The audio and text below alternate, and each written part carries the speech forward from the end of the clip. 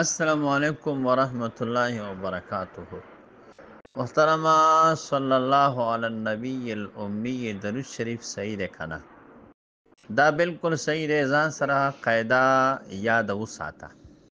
د رسول الله مبارک صلی الله علیه و آله وسلم چې څومره صفات دي او څومره نومونه دي، لکه امی د نبی علیہ الصلوۃ والسلام اسم دی او صفت هم دی. داسې احمد، حامد، محمد دا ټول د رسول الله مبارک صلی الله علیه وسلم اسماء او صفات دي. د نبی علیہ الصلوۃ والسلام د یو نوم یا د یو صفت سره درود شریف ویل بالکل صحیح دی.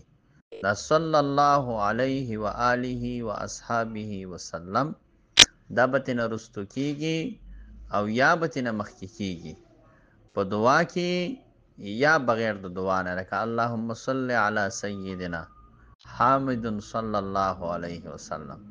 درودونه چې دي دا ټول هم دغه شانتي جوړ شوي دي او دغه شانتي راغلي دي. ښه، بالکل صحیح دی، څه مشکل پکې نشته.